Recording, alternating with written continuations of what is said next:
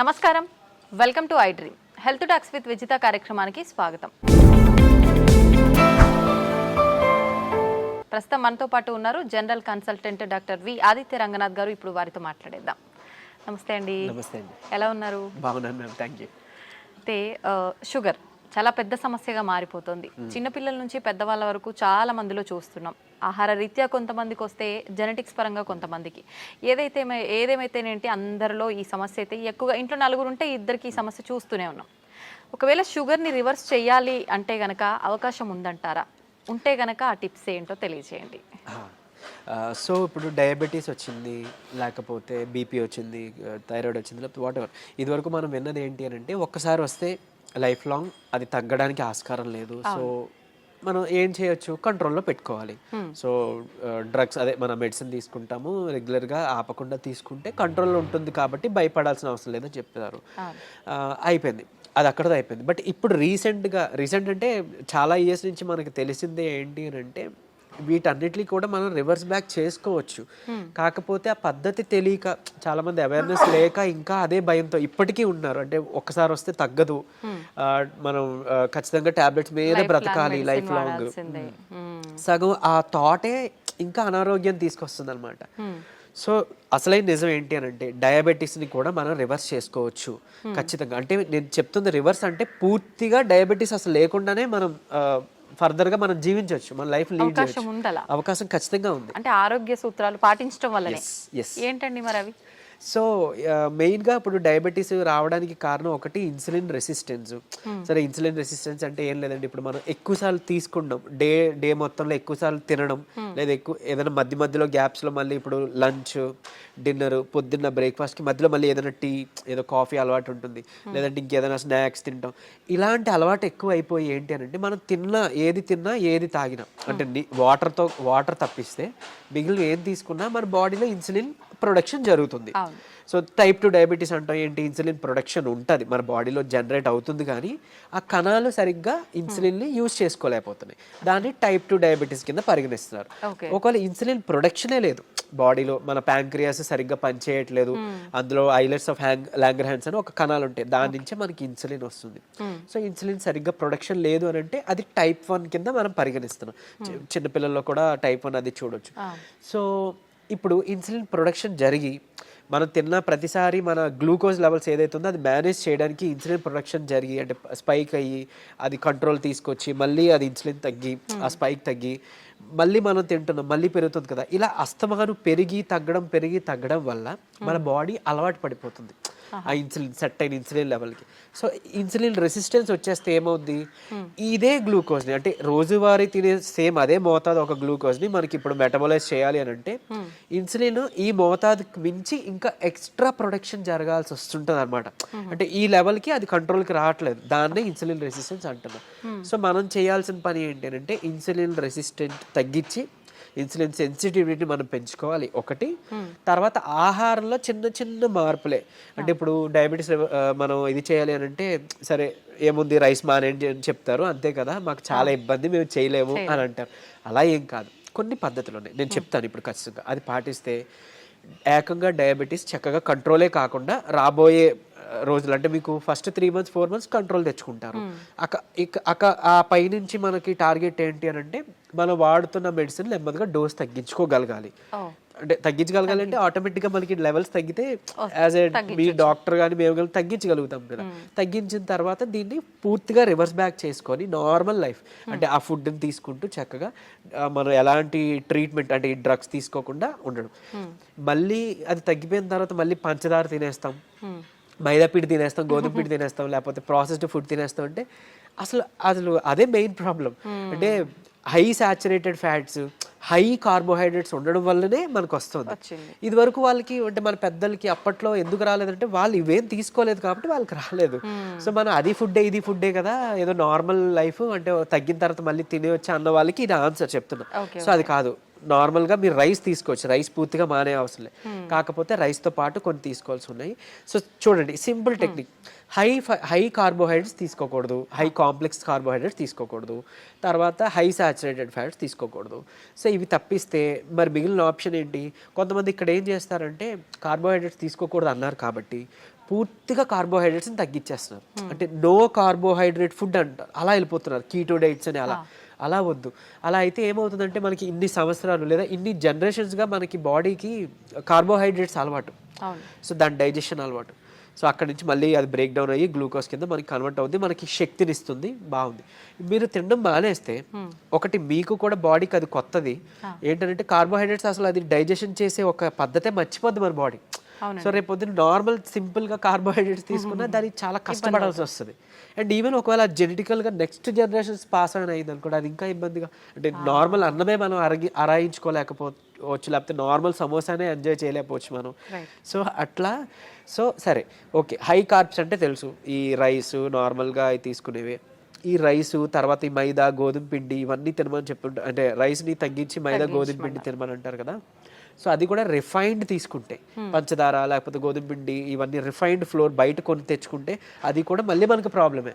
So మనం మిల్లులో వెళ్ళి ఆడించుకుందాం, అంటే డైరెక్ట్గా వెళ్ళి మనం గోధుమలు అలాగా గోధుమలు, దానికి జొన్నలు యాడ్ చేయొచ్చు, రాగులు యాడ్ చేయొచ్చు, సోళ్ళు అంటాం కదా, సో అలా రాగి మాల్ట్లో తీసుకునే రాగులు అవన్నీ యాడ్ చేసి దాంతో మనం రొట్టిలానో లేకపోతే మిల్లెట్స్ ఏమైనా దానికి యాడ్ చేసి, కినోవా అని ఇప్పుడు వస్తుంది, సరే అంత అఫోర్డ్ చేయలేదు అన్న వాళ్ళకి పోనీ మనకి ఏమంటారు సామెలు, అరికిలు, గంటలు అలాంటివన్నీ తక్కువ రేట్కే వస్తుంటాయి కదా, అలాంటివి ఇంక్లూడ్ చేసుకోవచ్చు. పూర్తిగా రైస్ మానేమని నేను చెప్పట్లేదు, రైస్తో పాటు ఇది తీసుకోండి. సరే ఇదంతా కాదులేండి, ఓన్లీ రైస్ నాకు కర్రీ మాత్రమే అలవాటు ఉంది, పోనీ ఇంకేదైనా సింపుల్గా చెప్పండి అని అంటే ఉంది ఒక పద్ధతి. మనకి ఇప్పుడు ఇన్సులిన్ రెసిస్టెన్స్ అని మాట్లాడుకున్నామే, HbA1c మీ అందరికీ తెలుసు, 3 నెలల యావరేజ్ తీస్తే మనకి ఎంత ఉంది అనే దాని మీద మన డయాబెటీస్ ఉందా లేదా, కంట్రోల్లో ఉందా లేదా అని తెలుస్తుంది. సో దాన్ని మనం కంట్రోల్ పెట్టడానికే కదా ఇప్పుడు అన్నీ చెప్తున్నాం. మన ఇన్సులిన్ వాడాలన్నా లేకపోతే ఈ మెట్ఫార్మిన్ మన డయాబెటీస్ డ్రగ్స్ వాడాలంటే కూడా మనకు అలానే దేవుడు కూడా ఇచ్చిన ఆహారంలో ఈ పని చేసే ఉంది. ఏంటి అని అంటే ఒకటి కీరా దోసకాయలు, తర్వాత పంకిన్ సీడ్స్ గుమ్మడి గింజలు, తర్వాత పాలకూర. వీటిలో ఏంటంటే పాలకూరలో తర్వాత పంకిన్ సీడ్స్లో వైటమిన్ ఈ ఉంటుంది, అది మీ HbA1cని చక్కగా కంట్రోల్ తీసుకొస్తుంది. అండ్ ఇప్పుడు చెప్పిన ఆహార పదార్థాల్లో మీకు ఇన్సులిన్ రెసిస్టెన్స్ని తగ్గించి సెన్సిటివిటీని పెంచే ఉంటాయి. సో ఇప్పుడు సరే కొంత లిస్ట్ చెప్తాను చూడండి. మష్రూమ్స్ బాగా అదే మన ఉడకబెట్టిన గుడ్లు ఫుల్గా విత్ సొనతో పాటు తీసుకోవాలి, అది కొలెస్ట్రాల్ కాదు, మంచి కొలెస్ట్రాల్ తీసుకోండి. సో తర్వాత నెయ్యి, తర్వాత మన కీరా దోసకాయలు, తర్వాత ఓట్స్, గ్రీన్ పీస్ అదే మన పచ్చి బఠానీలు, తర్వాత రాజ్మా, కిడ్నీ బీన్స్ అంటాం రాజ్మా, అలానే మిగిలిన బీన్స్ కూడా చక్కగా మిగిలిన రకాల బీన్స్, చిక్కుళ్ళు బీన్స్ ఇట్లాంటివన్నీ తీసుకుంటే కనుక ఇవన్నీ కూడా మీ ఇన్సులిన్ రెసిస్టెన్స్ని తగ్గించినవే. సో మీ ఇష్టం, గుడ్లు పోనీ ఆమ్లెట్ రూపంలో తీసుకోండి, నిద్రకి పనికి వస్తుంది ఆమ్లెట్, ప్లస్ దీనికి కూడా హెల్ప్ అవుతుంది. సో ఈ ఫుడ్ని మీరు కంపల్సరీగా క్యాబేజీ, కాలీఫ్లవరు, సో బ్రాకోలీ కానీ ఇలాంటి ఇవన్నీ కూడా మీ ఫుడ్ డైలీ ఫుడ్లో ఏదో ఒక రూపంలో ఇంక్లూడ్ చేసుకోండి. ఏదో ఒక్క పదార్థమైనా అట్లీస్ట్ కర్రీ, మనం అది వదిలేసి మిగిలినవేవో తీసుకున్నామంటే మళ్ళీ కంట్రోల్కి రాదు. మీ అందరికీ తెలిసిందే, చాలామంది ఎక్కువ పాలకూర కూడా తినరు. సో అట్లా, లేదంటే మునగాకు ఉంది, సో మునగాకును కూడా మీరు పౌడర్ రూపంలో చేసుకోవచ్చు, ఎండబెట్టేసి చక్కగా పౌడర్ చేసుకొని ఒక చెంచా యాడ్ చేసుకోండి ఒక ముద్దకి, అన్నంతో పాటు రైస్తో తీసుకోవచ్చు, హాట్ వాటర్లో తీసుకోవచ్చు, మజ్జిగలో కలిపి తీసుకోవచ్చు. ఇది ఒక మనిషికి డైలీ లిమిట్ ఒక చెంచా. సో అట్లా అని ఇప్పుడు ఏం చేస్తారంటే కొంతమంది ఏదైనా రసం, చారు దాంట్లో కలిపేస్తారు, బట్ అది కలిపేస్తే అంటే ఇంట్లో 3 members 4 members ఉంటే అందులో ఎవరికి ఎంత వెళ్ళేది తెలియదు కదా. సో డైరెక్ట్గా మీరు కలుపుకోవడం బెటర్, ఏదర్ వాటర్లోనో మజ్జిగలోనో లేదా మీ అన్నం గిన్నెలోనో. ఇంకోటి అన్నము, ఇప్పుడు అలానే అదే అన్నము కూర తినే ముందుగా 1 కప్పు కీరా దోసకాయ తీసుకోండి, లేదా బీన్స్, మొలకలు తీసుకోండి చక్కగా, ఇవన్నీ మీకు హెల్ప్ అవుతుంది. లేదంటే మన దాలింబ గింజలు 1 కప్ పెట్టుకోవచ్చు, పెట్టి ముందు అది తిని తర్వాత అన్నము కూర మనం తీసుకుందాం.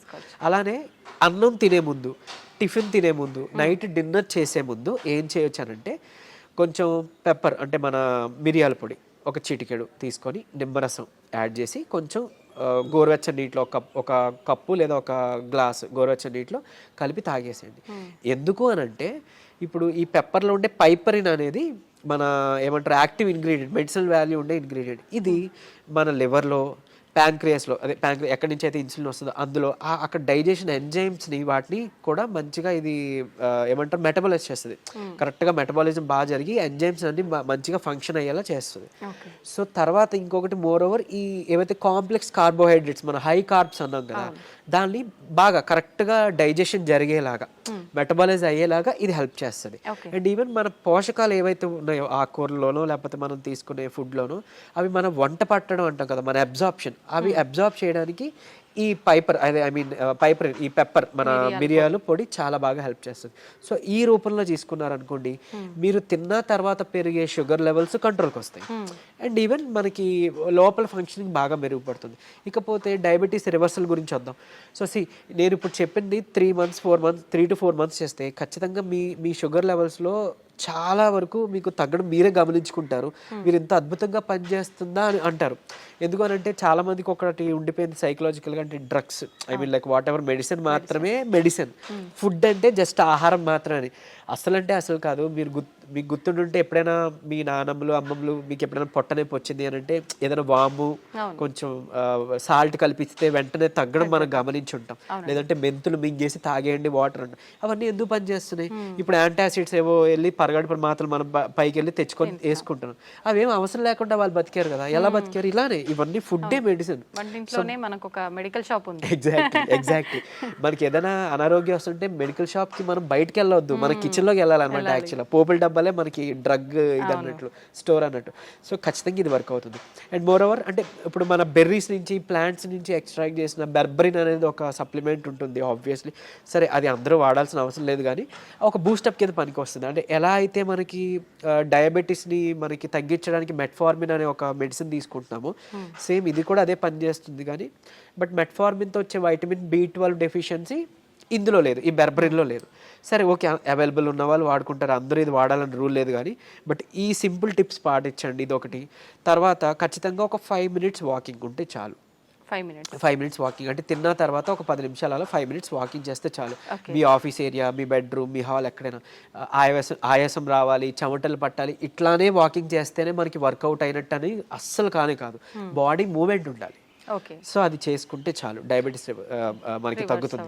రివర్స్కి చెప్పుకున్న ఇందాక ఇంగ్రీడియంట్స్ ఉన్నాయి కదా, పంకిన్ సీడ్స్ అవ్వచ్చు, మన HbA1c కంట్రోల్ చేసి ఇన్సులిన్ సెన్సిటివిటీ పెంచేవి, ఇవి మీరు చేసుకుంటే 3 to 4 months ఖచ్చితంగా రివర్స్ అయిపోతుంది. ఇప్పుడు చాలా మంది మనం చూస్తూ ఉంటామండి, జామకాయ ఆకులు, లేత చిగుర్లు అని చెప్పి, లేదు అంటే తిప్పతీగ అని చెప్పి, ఇలాంటి కొన్ని ఆకులతో వేణిల్లో వేసి మరిగించిన వాటర్ తాగుతుంటారు షుగర్ ఉన్న వాళ్ళు.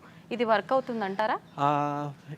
యాక్చువల్గా ఇప్పుడు జామ ఆకులు ఉన్నాయి కదా, లేత తీసుకొని ఒక 4 ఆకులు మనం వేడి నీటిలో వేసి మరిగించి కషాయంలా తీసుకొని ఉదయం సాయంత్రం లేదా ఒక పూట అట్లీస్ట్ పరగడుపునైనా కానీ తాగితే కనుక అమోఘంగా ఆ రోజే పెరిగిన షుగర్ లెవెల్స్ తగ్గిపోయాయి.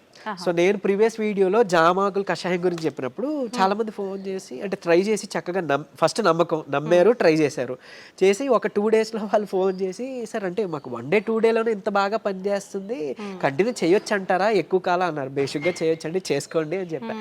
సో ఈవెన్ అది వాళ్ళకి ఏంటంటే డయాబెటీస్ ఎక్కువ, షుగర్ లెవెల్స్ ఎక్కువ ఉండడం వల్ల కొంతమందికి నిస్సత్తువ నీరసంగా ఉంటుంది కదా, దాన్ని కూడా ఇది మనకి జామాకులు బాగా హెల్ప్ అవుతుంది. జామకాయ తినొచ్చు, బొప్పాయి తినొచ్చు, అట్లనే జామాకులు కషాయం బాగా హెల్ప్ అవుతుంది, తీసుకోవచ్చు. తిప్పతీగ కూడా తీసుకోవచ్చు. బట్ తిప్పతీగ చాలా మంది తెలియక కోవిడ్ టైంలో అంటే ఇప్పుడు వైరస్ నుంచి బయటపడాలని తెలియక చాలా మంది ఓవర్ డోసెస్లో తీసుకుని విత్ ఇన్ 15 daysలో వాళ్ళ లివర్ మొత్తం డ్యామేజ్ అయ్యి ఎమర్జెన్సీ వార్డులో అడ్మిట్ అవ్వడం, చనిపోవడం జరిగింది. కానీ నేను ఇక్కడ చెప్పే ఒక ముక్క, తిప్పతీగ ప్రాబ్లం కాదు, ఓవర్ డోస్ ప్రాబ్లం. కాబట్టి తిప్పతీగని మనం ఇప్పుడు ఒకవేళ ఒక లైక్ 1 inch తీసుకున్నాం అనుకోండి, ఆ రూట్ ఏదైతే ఉందో దాన్ని బాగా బాయిల్ చేసి మనం దాన్ని తాగొచ్చు. దాంట్లో కొంచెం ఉసిరి పొడి యాడ్ చేయొచ్చు, లేదంటే మునగాకు యాడ్ చేసుకోవచ్చు 1/2 spoon అట్లా. ఇలాగా మనం తీసుకున్నాం అనుకోండి మనకి మంచిగా బెనిఫిటే. ఇప్పుడు అలాగని ఏంటి ఫ్లాక్ సీడ్స్ ఉన్నాయి, అవిసె గింజలు ఉన్నాయి. అవిసె గింజలు మనకి కొలెస్ట్రాల్ తగ్గిస్తుంటుంది, డయాబెటీస్ని రివర్స్ చేస్తుంది బాగా. అంటే ఒక 2 చెంచాలు మనం పౌడర్లా కానీ తయారు చేసుకొని మనం ఫ్లాక్ సీడ్స్ తీసుకుంటే, ఇదే ఫ్లాక్ సీడ్స్ గురించి ఒక పేపర్లో ఒక ఆర్టికల్ వచ్చింది. ఏంటి, ఫ్లాక్ సీడ్స్ తీసుకోకూడదు, లివర్కి మంచిది కాదు, లేకపోతే ఇంకోటి ఏదో అని. కరెక్టే, ఏదైనా అతిగా తీసుకుంటే మనకి ఫుడ్ అయినా ఆబ్వియస్లీ కదా. సో అంతే, అది పట్టుకొని ఉండొద్దు. అరే ఇప్పుడు తిప్పతీగ ఏదో ప్రాబ్లం, సరే తిప్పతీగ పక్కన పెడతాయి, అట్లీస్ట్ ఫ్లాక్ సీడ్స్, ఉసిరికాయ ఫ్లాక్ సీడ్స్, లేకపోతే మన పెప్పర్.